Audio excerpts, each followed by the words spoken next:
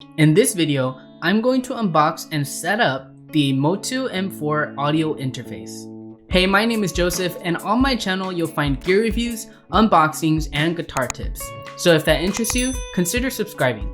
This video is part of a series I'm doing on recording guitar, so if you want to check that out, there will be a link in the description. Alright guys, so this is the Motu M4. This is the 4-in 4-out version of their audio interface. They also have an M2 version, which is just 2 ins and 2 outs, but get whatever you need for your particular setup. Most of you, if you're just starting out, will probably be fine with just the M2, but if you're doing anything like for recording videos or for recording music, you might want to upgrade to the M4. This interface comes with their Motu Performer Lite, and so I might give that a shot and try it out. But it also comes with Ableton Live Lite, which I won't use because I already have their Live 10 Suite versions. But if you're just starting out, that's a great software to have.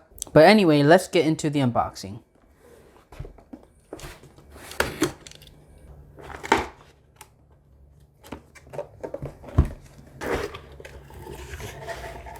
Alright, so they actually put the instructions to get started with the M4 on the actual box, so I kind of appreciate that. Saves some paper. But anyway, here is the actual interface. Actually, in here, they have the cables in here. So it was kind of a little bit hard to take out, but... how do I take this out? This is weird packaging they have. 2 hours later. And I'm just gonna try to rip this out. Alright. So this is actually USB-C. This is gonna plug into the interface. And this one is a traditional USB-A cable. So that's great because that's what I need. And this is gonna connect to a lot of older devices. But if you need a USB to USB-C, you can use that kind of cable as well to connect your USB interface. Alright, so this is the front of the interface. Feels like a solid build.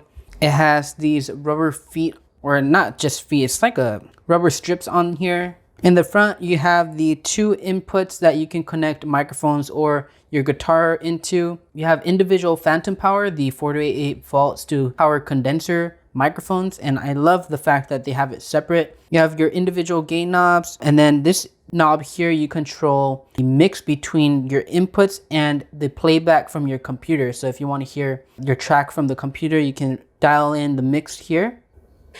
This is the monitoring screen for this audio interface, and this is the main reason I chose the Motu over the Focusrite Scarletts. It's because this is a little bit easier to monitor your signals, making sure especially not to clip. Next is the monitor volume for your speakers and individual control for your headphone out. For these 2 monitoring buttons, these are for monitoring your direct input signals to your speakers. So you just press that, and if you press and hold these buttons, they'll switch the input monitoring, which you'll see on the screen, from mono to stereo and then from stereo to mono. Let's check the back. This is another great feature I like about this, is that it has a on-off switch, MIDI in and out, the USB port here, and then your line outputs for the RCA or your TRS connections.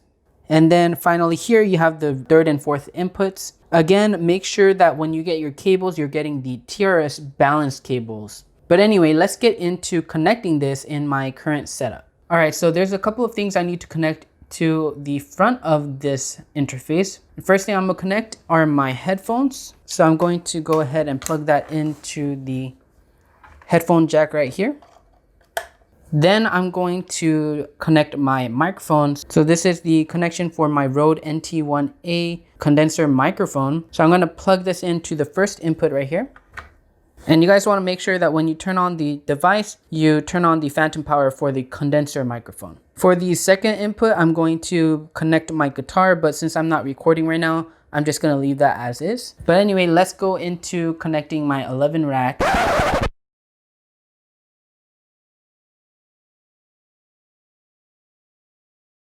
One more thing that I need to connect to the back is actually the USB cable. So I'm going to plug that in here. before I connect this end to my computer, I need to make sure to download some drivers. So let's do that right now.